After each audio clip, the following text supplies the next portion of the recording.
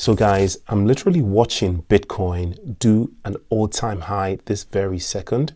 It did 94.9 something thousand. So that's price discovery right there. Someone is buying at the moment and we're in extreme greed, right? And by tomorrow morning, I think that we're going to be farther down the extreme greed meter. But what's happening though is none of the other cryptos are responding, with the exception of Solana, which basically the memes are pumping at the moment as well. But the rest of the tokens are kind of quiet, which means Bitcoin dominance is mounting somewhat. Now that's super bullish for XRP, because what's going to happen is once we get a lot of money going into Bitcoin yet again, at the rate that Bitcoin is going right now, it's only a matter of time before we hit 100,000. Remember last week when we had the big pumps, it jumped about 10,000 in a few hours. So it only has 5,000 to go theoretically to get to 100,000, just over 5,000. And that's, at this rate, it's not that much of a move anymore, right? The percentage isn't as high as, for instance, going from 80 to 85. 95 to 100 is a smaller percentage jump, right? So I won't be surprised to see that kind of movement within just days. And when that happens, again, that's another psychological barrier for Bitcoin. If you were here in the last bull run, you remember people like Plan B were predicting Bitcoin to go to 100,000. Now that was cut short by two events. We had the FTX collapse and the Lunar Classic collapse. And I think those two kind of kneecapped the blow off top that we were supposed to have. And it didn't quite happen because, those events just basically put a sour taste in many people's mouths, and that led to the bear markets. So basically the crash of Luna and FTX marked a top for Bitcoin in the last season. This season, people are predicting it to go to 200,000 or whatever, but we're about halfway to that now. Some people are bearish. They think we're just going to do like 110, 120, and then that would mark the top. In fact, I know people who think or thought that we had already seen the top when it hit 80 something thousand. Obviously, those people are wrong. I think they're wrong as well. I personally think we're going to at least 150,000 in this season. So we're almost there in a way. But what I'm more excited about is when the money again starts to wash down through the top 10 and then the top 20, top 100 tokens, we're going to see a natural boost to coins like XRP, who are going to pump just because Bitcoin pumped.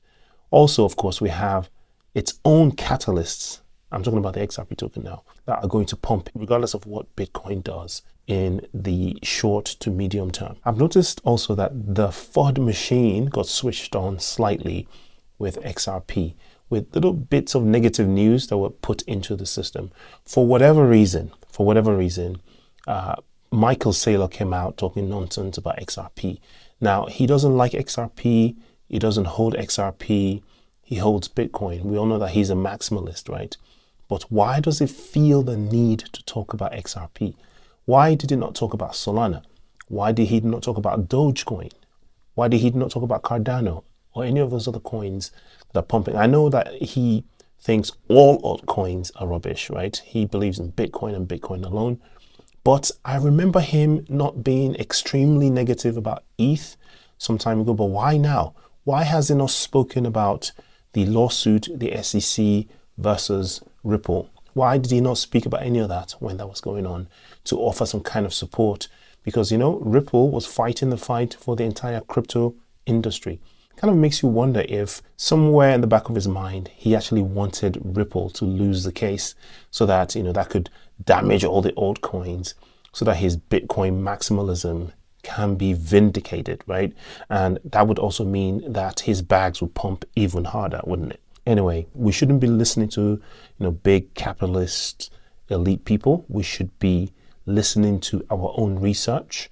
We shouldn't be listening to YouTubers either. We should be doing our own research. The other bit of thought that I saw was, of course, to do with the potential new leader of the SEC being just as bad or even worse than Gary Gensler. That put a little bit of fear in some people's minds and put a little bit of doubt. But I think that was its purpose. It's fear, uncertainty, and doubt. And that's what the market really hates. But I think over the next few days, people are going to get over that whatever FUD is in the system, and we're going to return to the pumps. You can't stop the pump. Anyway, just to chime in on that SEC leader guy.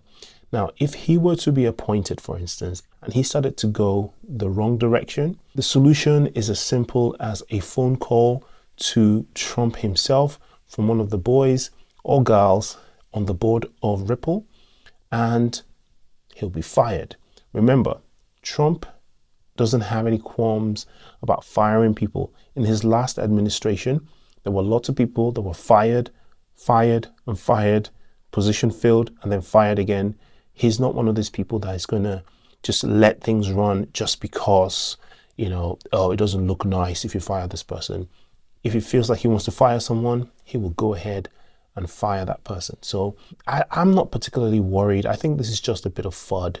I don't even think that they're going to get in because there's so many advisors now that are going to advise Trump against this particular personality, especially when it's been brought to our attention and it's created a little bit of FUD in, the ecosystem, and people have basically pointed it out, especially also that Brad Garlinghouse himself mentioned this. There's no doubt that he is basically pulled whatever string that he's got, or will be pulling whatever strings that he's got to get through to the administration to point out the dangers of hiring this guy.